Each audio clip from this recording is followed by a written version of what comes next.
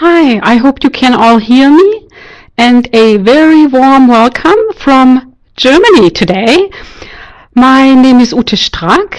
I work at the US Embassy, and I'm a German, and I did exactly what we are going to talk about today, going to the United States as an international student. And I'm really happy to speak to you today, and I'm looking forward to your questions after I have done my presentation. Okay, so today's topic, graduate admission and funding. What I can only speak to is to US universities. Some of what I will tell you will also be applicable to going to graduate school in other countries. But my experience is with the United States, and that is only the one I can talk to about right now. Okay, so when we are talking about graduate studies in the United States, we are talking about a 2-year program after a 4-year bachelor program. In European countries where I live, bachelor programs are only 3 years, so it will be up to the US university to decide if they will admit you to a master program after your bachelor degree. You will have to discuss this with them individually and find out what they require. But generally speaking, it's a 4-year bachelor and then 2 years for a master program, which is then called graduate studies. We have we have various types of master programs. There is specifically the Master of Arts, Master of Science, and also, of course, the Master of Business Administration. There may be very specialized master's programs, and you will have to see what exactly that you want, what you need, and what your goals are for after your studies. The PhD program depends in length. If you're going for it right after your bachelor degree, or if you want to first insert a master's program before you do that final degree program. But for today, we are looking at the 2-year program after your bachelor studies. Okay. And to plan a orderly going through your application process in order to make a successful step towards the United States, we have subdivided the steps to make it easier for you on how to achieve what I apologize, I'm a little bit excited and I hope you bear with me. I will do my best to get over my stage fever. Okay, 5 steps to study in the United States. And today we will be mostly looking at the first 3 steps. They are kind of interlocking, and you have to make sure that you go through all the 3 steps in a certain way, and to really carefully go through this, because otherwise you will not be able to realize what you're looking for. It's impossible to just ask, how will I get financing for my master program in medicine, or not medicine, but in business, if you're not if you haven't done your research and also completed the application. Researching your options, really begin early. Start looking at this up to 1.5 years before you actually plan on going.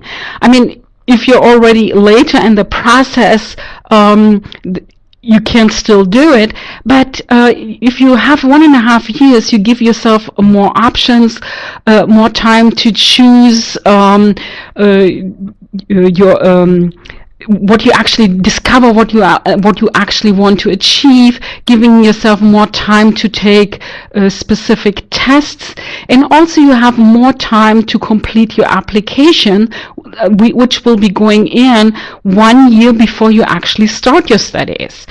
And only with the completed application will you receive some information about finances. So you cannot really go ahead and talk about finances before sure you have done step 1 and 2. And so if you look at this 1.5 years in advance, which would be like April, August, you would think, you would read research, you would select your schools and programs, and then you would plan your essay and also cultivate recommendations from professors, from other people that know you, to make sure that they will write you very strong support letters. September through December, the year before, you will have to take tests. I mean, admission to U.S. graduate school requires several standardized tests, and it takes time. You have to go to the test center. You have to get first and make an appointment, get to the test center, and you also have to give yourself a chance maybe to repeat one of those tests if the results aren't quite to your satisfaction. So this is something really to give yourself the time instead of doing this under a rush. And also make sure that you communicate with professors, that you get the results. December through January, you would really then complete the application and send them out to the universities that you have selected. And then in April, May of that year you want to go, you will receive admission decisions from US universities and also find out if and how much grants they will have awarded you in order for you to fulfill your dream. Okay. Let's go a little bit into detail about researching your option, the step 1. What it means, all possible options. So you have looked at a certain field of study, but there may be something beyond that, or there may be certain specialities that you may not have considered beforehand. So make sure that you know how exactly is your field of study described in the United States or in other countries. What kind of programs are being offered?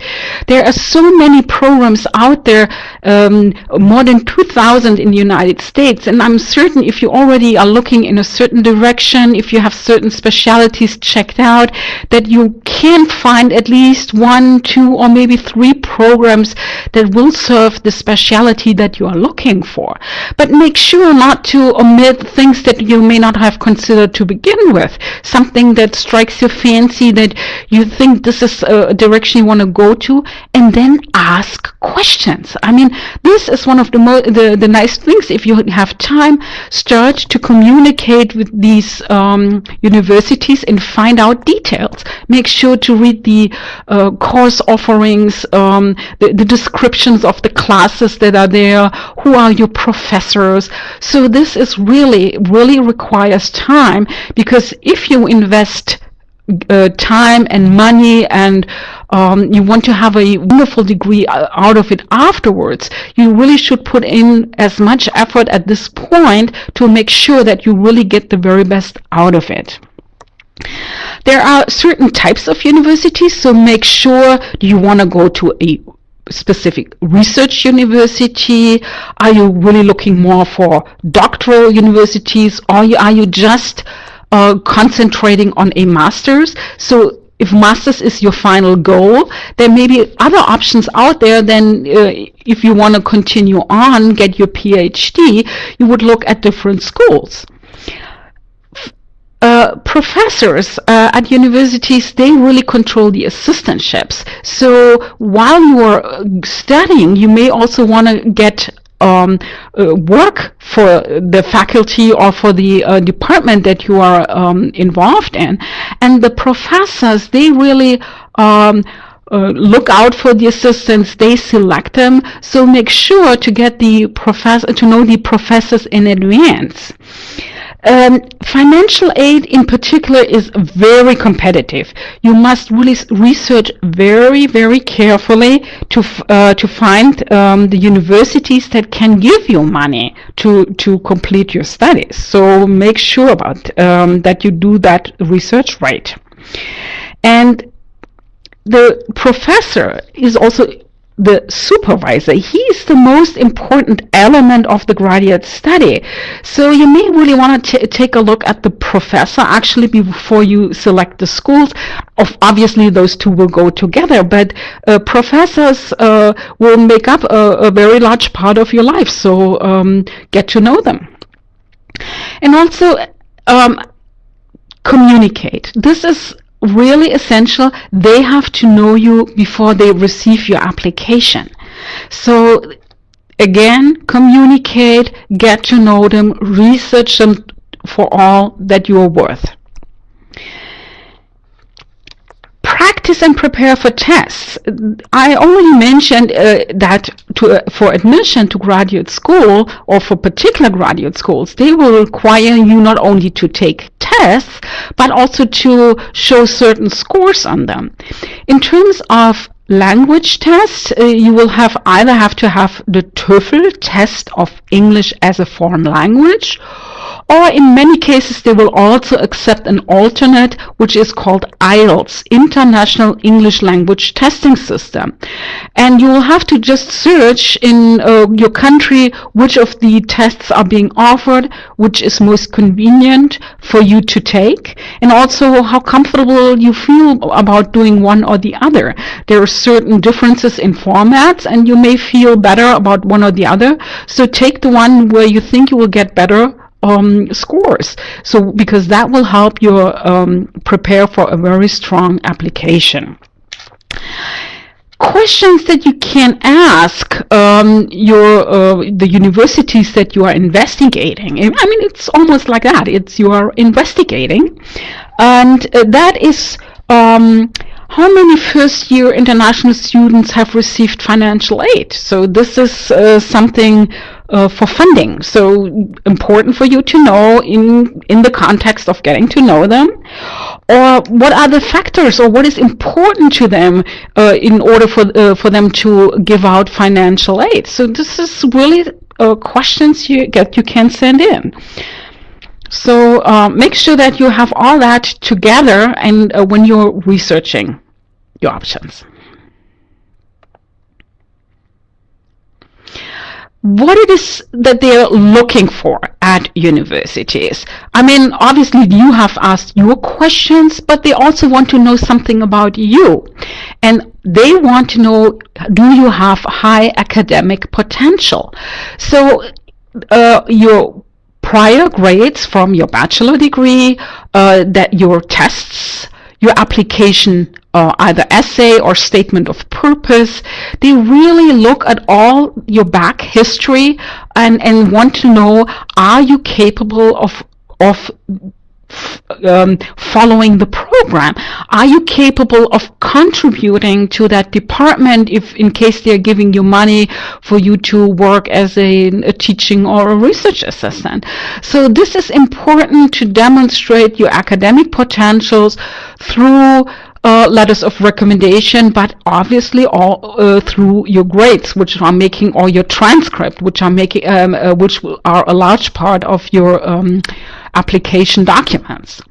And the application itself is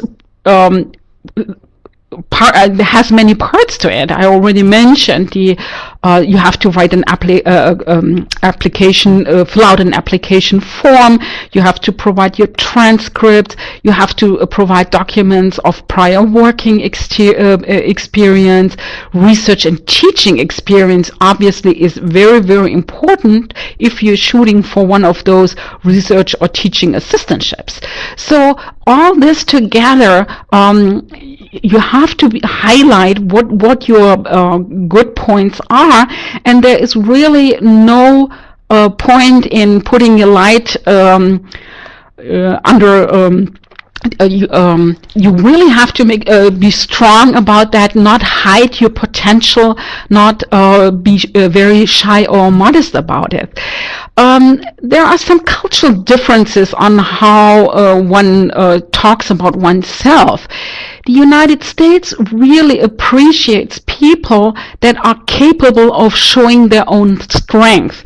So it may be a bit difficult for you because your culture may frown upon, showing yourself in a very good light, or highlighting, or putting yourself forward. But really, this is something you have to look into.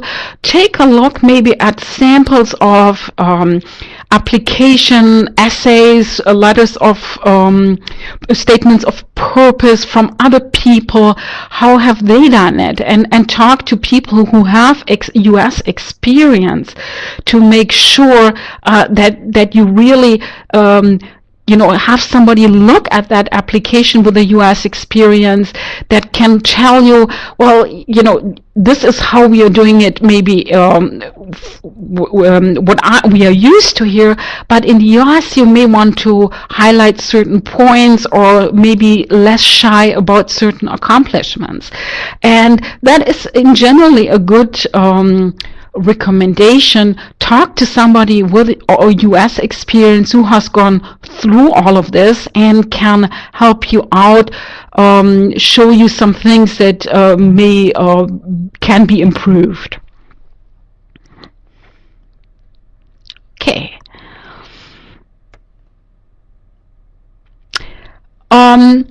The application itself, I already mentioned some of this, and so you have them here all in one on one slide. The application form, which is generally a form that can be or will be filled out online. There is hardly any universities left that will do this in paper versions, if it is accepted. But make use of the online application materials available to you. Also, CV, curriculum vitae. This is your past experiences. What makes you up. Also, make sure these CVs are American style. I know that some Europeans stumble sometimes over CVs American style, that they would add a picture of themselves or add in some personal information that is inappropriate in the United States. So make sure that you have recent samples of curriculum vitae that you can take as a model. Transcripts, of course, are your documents, diploma documents from your bachelor degree, but also from secondary school. It's usually in a table format where shows which courses you have taken, a little bit about the contents, a short summary, and also the grade that you have achieved. They usually have to be stamped by the university that has issued them to you. Normally, there is no specific format for transcripts, so you'll have to see if your home university has already given out transcripts. Many of them have very much international experience, and they will know how a transcript for you specifically should look like. Statement of purpose. If you were to study on an undergraduate, you would mostly write an essay. But the statement of purpose is a more career-oriented letter or essay about yourself, about your what you wish to accomplish in life, in particular what you wish to accomplish with the master's program that you are applying for. So what it is that you intend to do with the degree that you are getting from that US university. What is your outlook in life? What makes you interesting in general, to be that the university will say, yes, this person is fantastic for our program. They need exactly what we can teach them. So make sure to really invest time and make it specific to one university, because admissions officials, they really have a feeling for when a statement of purpose is the same for all kinds of universities.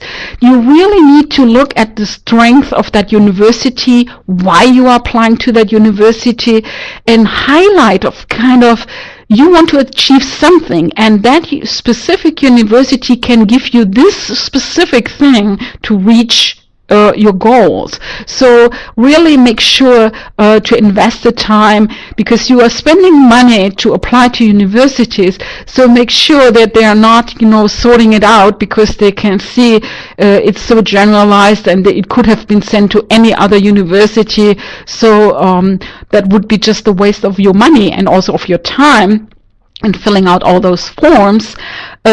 Really make it very specific.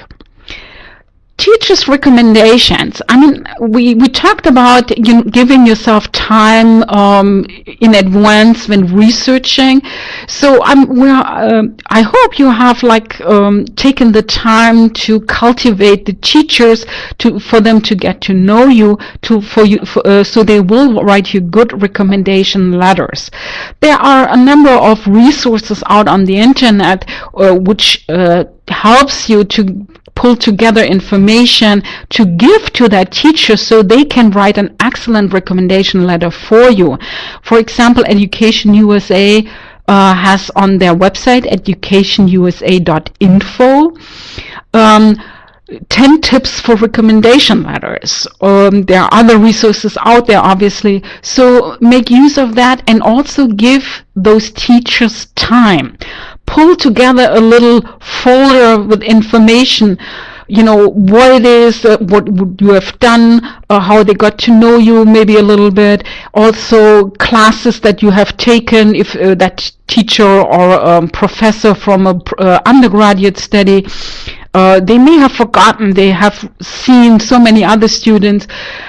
Pull together information in writing to make it as easy as possible for them to write you that very strong letter. Test scores I've already mentioned.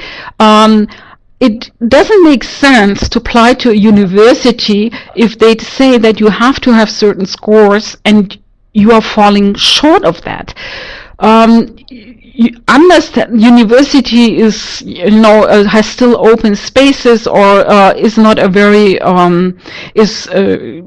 competitive, test scores really play a role. And if you have not achieved those the required scores, you will either have to forgo applying to that university, or you have to take the time and retake the test in hopes that you will get that score. And certification of finance. Obviously, we want also to get funding. But U.S. universities would like to see that you may have at least a little bit of money. And then you will have to certify that you have that part of money and that you can at least show a proof that this is available to you. It's not worth saying, well, I have at least half the tuition money, or I have 20% or 30% if you cannot prove it. So any finances that you have available, also maybe through a scholarship program from your host country, home country, I apologize. Anything that you have in terms of finances available to you, you will have to prove that you can that you do this. So please also remember, when you are applying for a graduate program and also a graduate a teaching assistantship financial aid, you are in fact applying for a job. So a professional, polished application is really essential. You really have to demonstrate the relevance of your past accomplishments to the professor, so they can see, yes, you're not only worth as a student, but also as a person who will work with them. So also make sure professors, if you're applying to a research university that has PhD programs, let them know if you're also planning on going on for that PhD program. That may also make a difference. You always can, plans change, no question about that. But if it's already in your mind that you would like to do that PhD program, let the professors, the department know that this is your goal, and they will take this into consideration. Obviously, apply applying early, I think I mentioned this before, is a very, very important thing to do, because everybody is looking for financial aid, and those when the application comes in early and the professor had gotten to know you, they'd be more inclined to give you that job instead of another person who applied later. They may like that person equally, but you were there first, and that really may make the difference. So really, that's why take your time in researching and then get that application in early. Certification of finance, to jump a little bit back onto that. I mentioned that U.S. universities want to see at least some finances.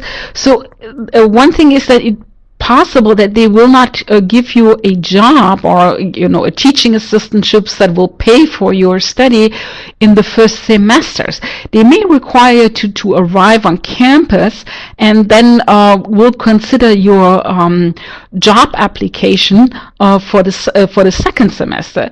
So it would be a good idea to have finances maybe for the first semester available.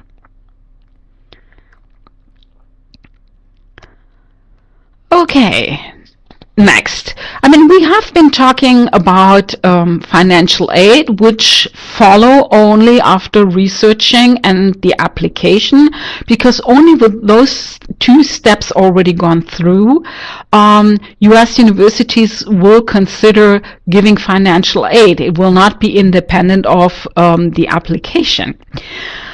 What kind of financial aid is out there by field? The ones of you who are in the STEM fields, science, technology, engineering, mathematics, you are in a far better position, because about 82% of PhD students and 55% of master students are lucky enough to receive financial aid from U.S. universities.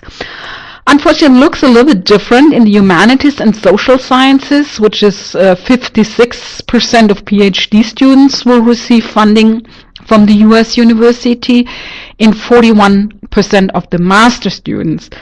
And regrettably, but I think this is not only true for the U.S., business, health, law, communication, there is not that much funding out there from the U.S. universities themselves.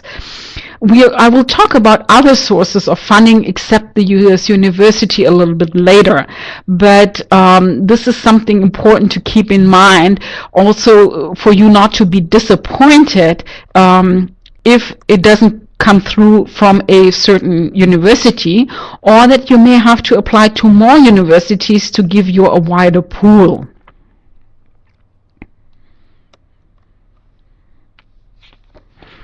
And university-based funding, I mentioned this several times before, are in the form of assistantship.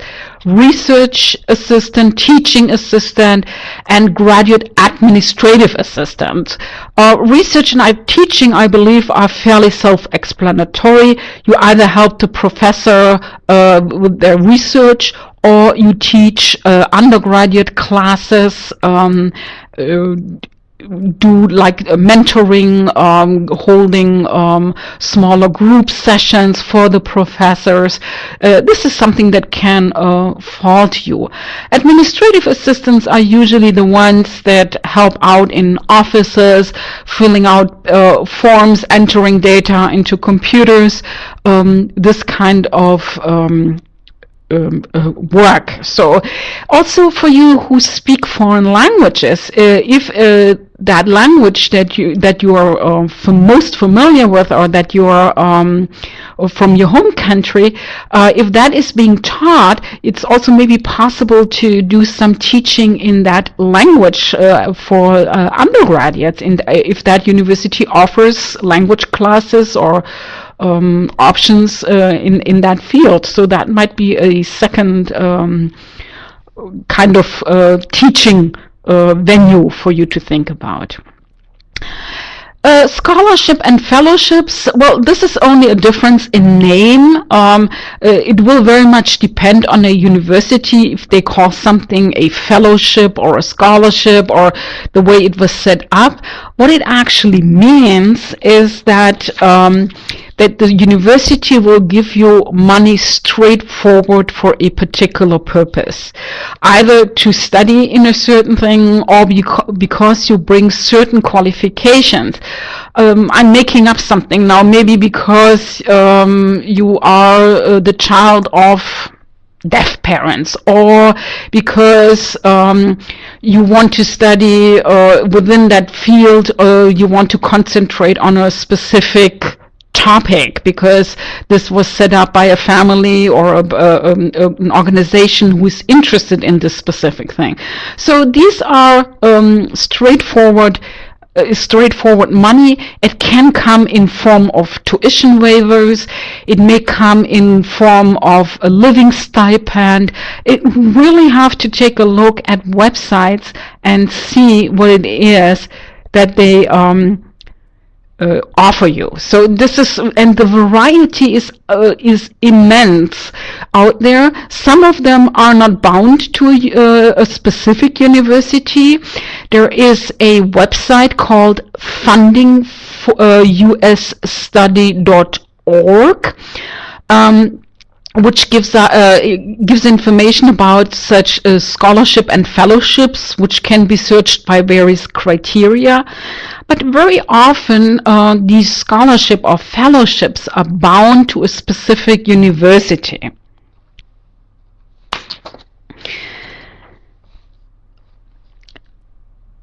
Okay, I'm just looking at my notes. Some of these are fellowships are also awarded by departments on the basis of academic merit. So if you were there and you've shown up and you've shown very strong academic progress, they may give that out after the first year of study. And they can be modest things like only tuition, but it can also be like a full grant, which includes all tuition, fees, monthly stipend. So this is rarely for a total cost, so you may still need a little bit on the side. But this is something you can often apply only when you're there. So again, if you have a little bit of money to start, there are maybe more or additional options coming up on campus after the first semester or year. And some universities may also offer tuition waivers or reduced tuition for international students on the same level that students that are living in that particular state in the US are paying. On the basis also of academic merit. If you're achieving a certain grade point average and you've shown that potential, if you fulfill certain conditions set by that university, they may give out these tuition waivers. So it's no good having a very strong application, arriving on campus and then slacking off, because there is very often additional options coming up if you continue to keep up your grades and work with the department people. Okay, what else might be available in terms of university-based funding? We've been talking about assistantships and fellowships, but there are also on-campus jobs available. But in general, these are minimum wage level jobs, either like helping out in the cafeteria or in the library. Once you arrive for the first time on campus, you can only take on-campus jobs. You cannot work off-campus yet. So these are the jobs that are available are also highly competed for. So you will really have to look around and see that you can get one of them. But obviously they are, since they are minimum mostly minimum wage jobs, they are not enough to pay your entire tuition and fees on campus. They can be a nice additional source of funding, maybe to pay for your books or for your incidentals, but this is not enough for everything. Internships are curricular practical training. This is what the CPT stands for. While you are on campus enrolled in a program, you are allowed to do internships, and they can be paid internships, yes, but they have to connect it to your course of study, and you have to get permission for them. So make sure to talk to your international student advisor about these internship options. Again, these are things that you mostly will find out only once you have arrived on campus. So this is not something that you can arrange very well in advance. Co-op programs are programs that are interrupted or kind of have parts of it that are practical in nature, that are arranged maybe with businesses or other institutions, organizations connected to the university. So you will study for some time, go into this internship co-op program for a certain time, and then go back to the university for study. And depending on where these co-op programs are located, it may be off campus or it may be on campus. Will very much depend on what is offered. Some of these co-op programs sort of can have some pitfalls, because really working or internships outside the universities may pose some visa problems.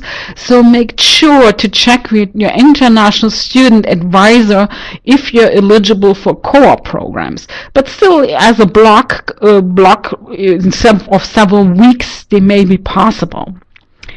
And another university-based funding are loans, but those obviously, as all loans are, they are due at some point. And it may not be easy for an international student to get a loan from the university. They may require some securities or a US cosigner. So check with the university, in particular, if they have given you some university-based funding in form of a teaching assistantship or that you found a campus job, but it's still not enough and you need to really bridge maybe a small amount, this is something maybe to look at and to consider. So this is to get a fully financed master's program in form of a loan.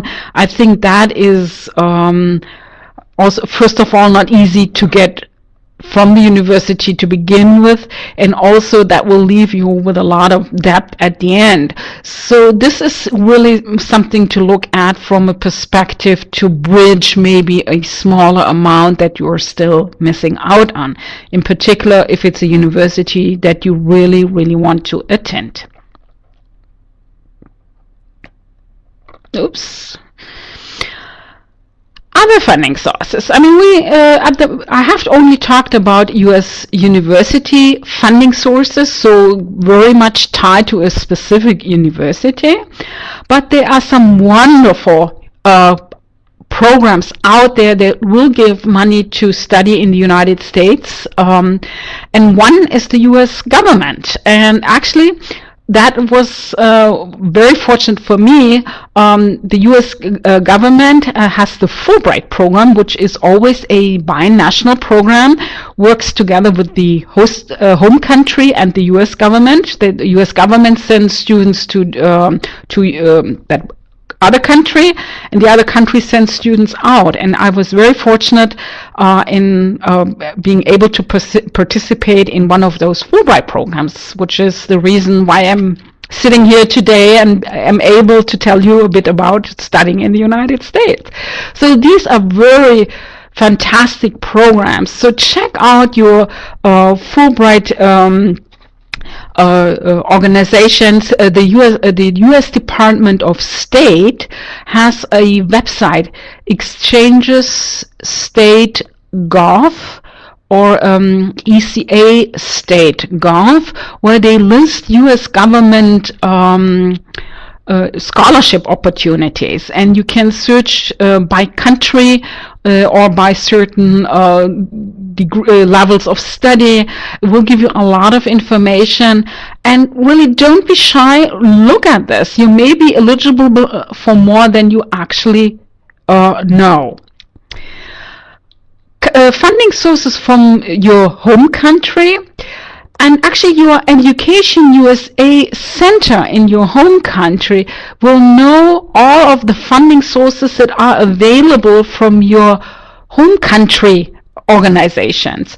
Here in Germany, we are very fortunate in having the German Academic Exchange Service. They are a huge funding organization, and they also give a lot of money to study abroad. In particular, and that includes the United States.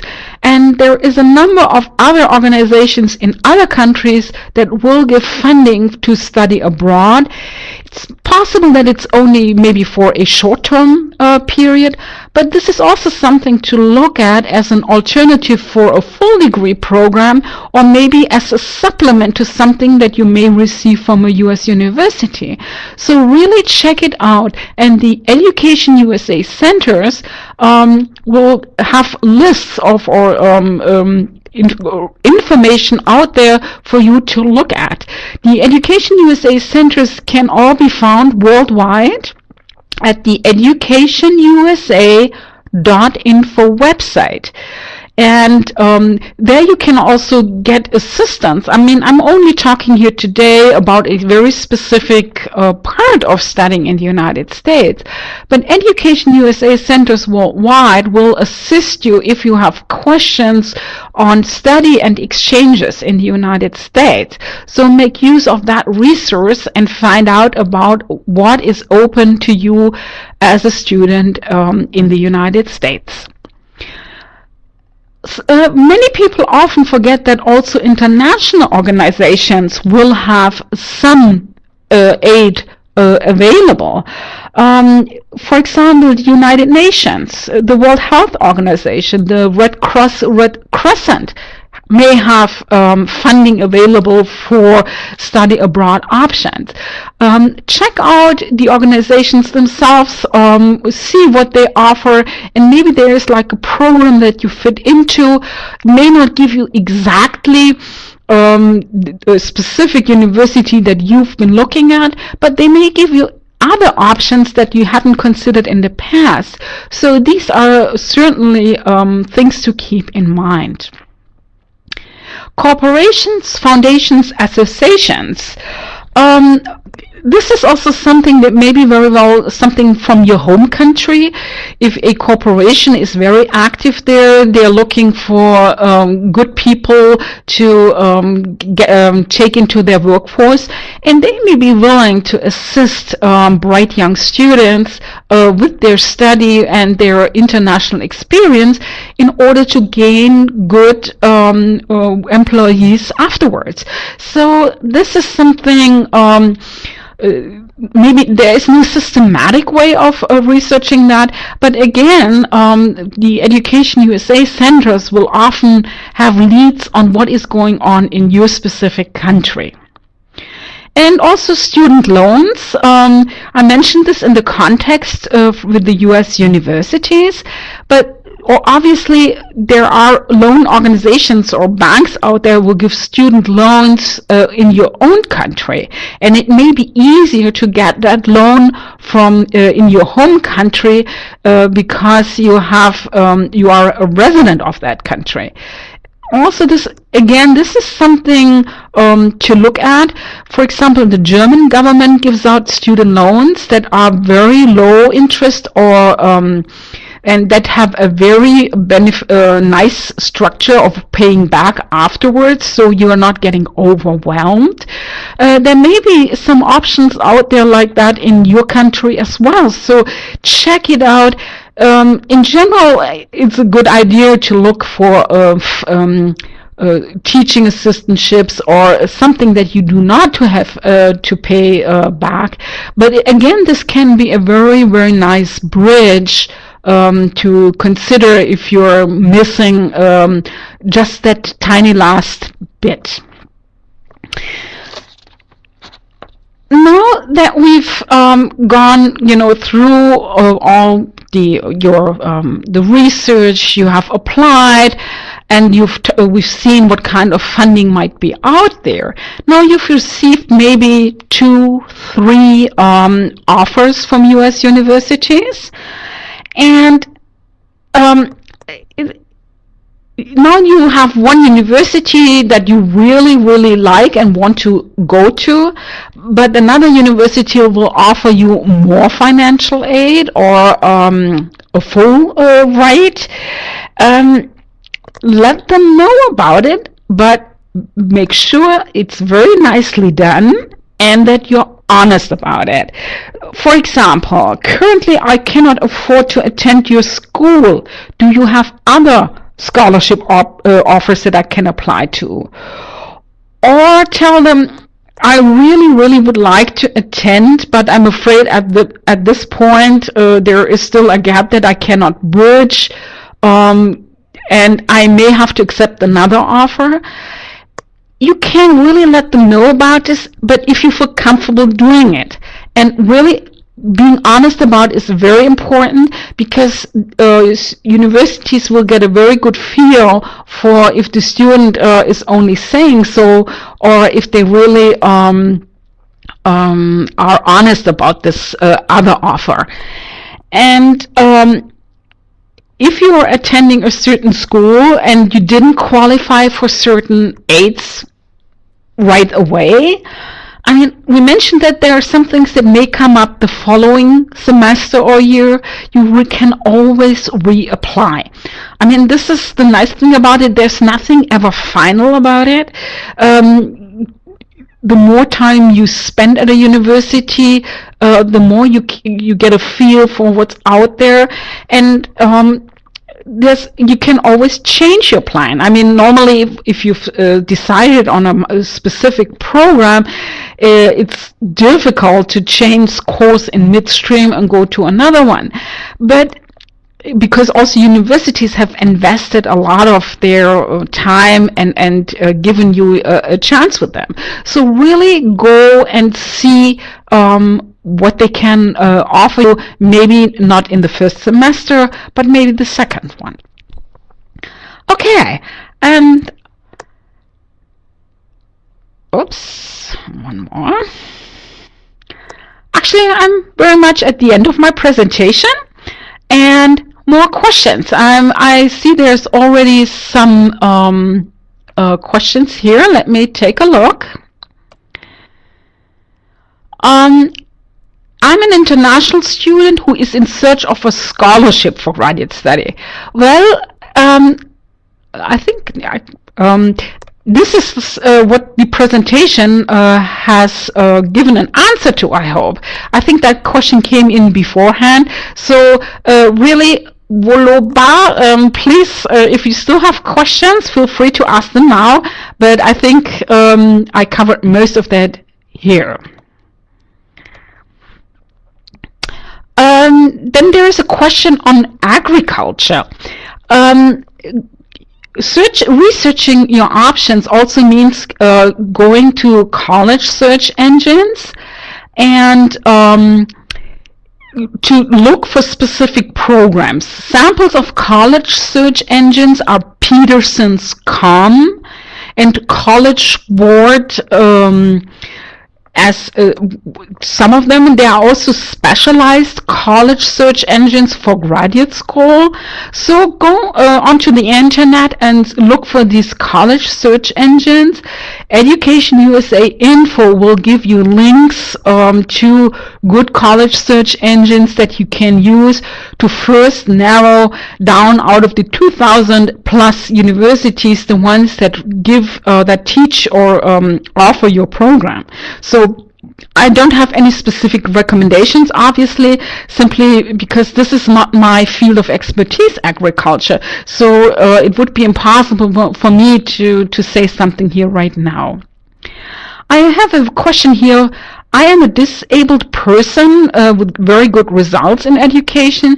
Can you award me a scholarship without GRE at any Canadian university? Really, that will depend on the university, if they will admit you, first of all, to their program, and then even give financial aid to you. This is true for US universities, the same as Canadian universities. I really cannot answer for the individual university. It's really up to them.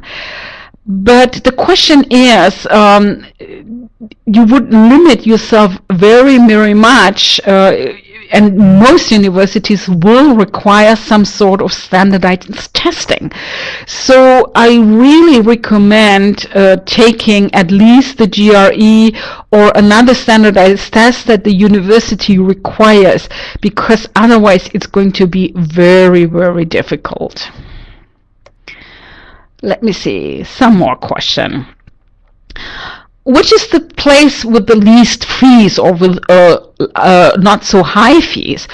Again, this is a matter of research. I mean, that will very much depend on your field of study, and with the college search engines, you have options of limiting to your search also to which are high or low in fees. You can give out certain ranges. Make sure also that you consider the cost of living, or will you need a car, for example. In some urban areas, it may be possible to get around without them.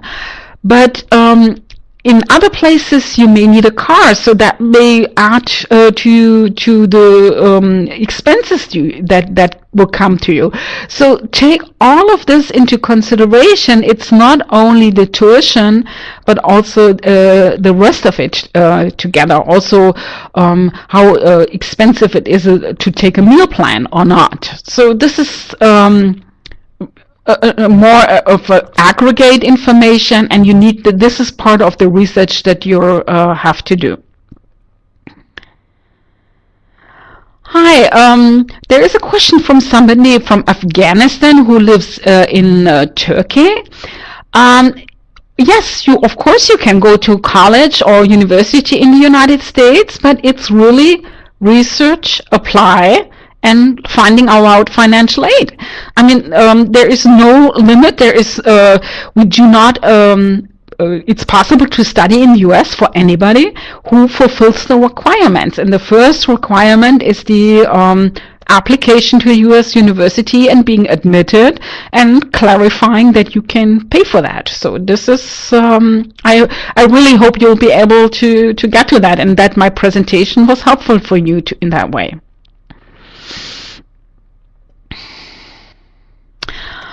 Question: what could be a monthly expense for an international student? Marian, I think answered a little bit of that. It will very much depend on the place. And the university will issue a document when they admit you to their campus, which is called I-20. And on that I-20, it will list exactly tuition and fees, living expenses, what you can expect. So that will give you a very good idea. There are also some cost of living calculators on the internet, so you use one of those. I think they are also on Education USA. But if you Google for cost of living, you will find that in addition. But the university websites will also, in most cases, will have some of that information available to you.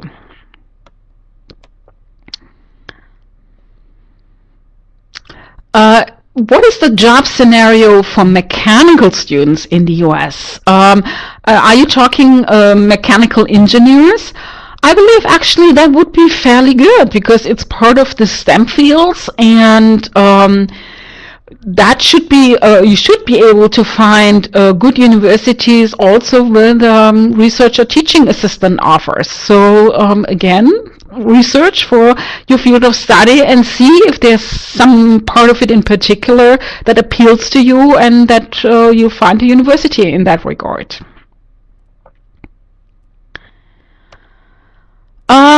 There's somebody asking, I'm planning for an MS in electronics or computer science in January 2015. No, I'm afraid I cannot really suggest universities because it really depends on you.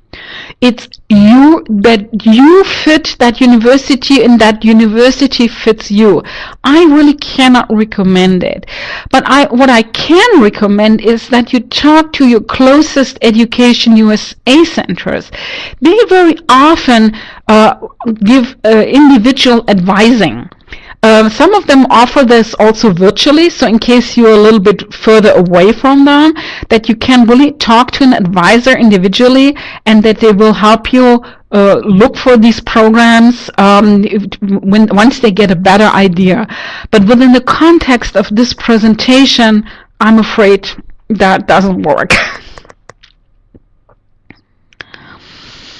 Okay. The question on admission without the GRE, I believe I already answered. So make sure that it's possible. I do not know of specific universities that will do that, but without the GRE or the GMAT, depending on what program you are looking into or what the university requires, it may be difficult to get admitted. And without those GRE scores or other scores, it may be next to impossible to get financial aid. Ask the universities. I'm not the person to say yes or no to that. It's really, really a matter of the individual university. Another question. I've been offered an admission to one of the state universities, but no funding has been offered. What are other alternatives I can try out? I think I believe I answered that with the funding sources that I mentioned. Maybe I can, if I'm lucky, I find this here. See if once you arrive on campus that they will give you one of those assistantships or tuition waiver, and these are the other funding sources that I've mentioned in my presentation. This is really something also that the Education USA Center can help you with, but you may want to apply to other universities and see if they cannot offer you some, because if it's a question of one university offering you something and the other doesn't, sometimes that makes up your mind. I mean, this is how you have to make your decision.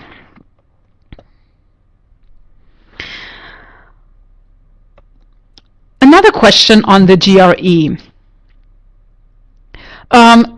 Farid, I'm afraid I don't know which universities do not require the GRE and which also accept a certain score of IELTS points.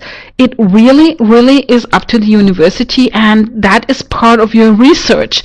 And it will very much depend on what you are studying and what you're expecting exactly to accomplish with that.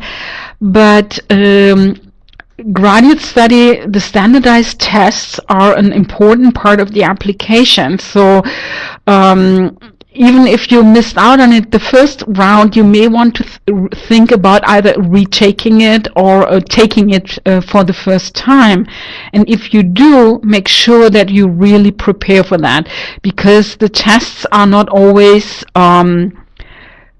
easy when you do them the first time. It's a matter of getting used to them. So I'm afraid I do not have an easy answer for you on that. Another question here. Can a final year bachelor student apply for the master's program? Yes, of course, because you need to apply 1 year in advance. So obviously, yes, you can apply to a master's program while you are still doing your bachelor's degree. And the information, your application that you submit will only show all documentation up to what you've achieved so far. The university will certainly require you to submit your bachelor diploma once you've got it, but it's certainly possible to apply before you've finalized that study. So yes, go ahead and do it.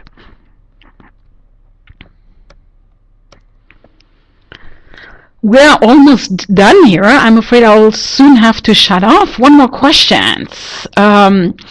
What happens when a university in the USA says that they don't have a minimum for the GRE score? What is the faith of the student who wishes to write the GRE? I'm not quite sure what that means. If a US university does not require a minimum GRE score, get in touch with them and ask about it. Do they require one at all? But in general, you will not only apply to one university. So the GRE score is good for application to several universities, and most of them will tell you how many, how large of a score they require you to have. And one more. Let me see. Oh, there's so many more questions, I'm afraid. Hi, I'm a student of pharmacy in Algeria, and I want to continue my studies in the United States. Salah, please contact your Education USA Center. There are Education USA centers in all the world, so contact the closest one and get in touch with them to give you good information about pharmacy schools in the United States. And I'm very much afraid with this I have to cut off because our time is up. I'm afraid this will, if you still have questions that haven't been answered, educationusa.info, you have a possibility to submit questions and ask and get in touch with your closest Education USA center. Use this opportunity to get your questions answered. And with this, I thank you very, very much for your attention. I hope you enjoyed the time with me and that you got as much information out of this to fulfill your dream. Hi, and have a nice day.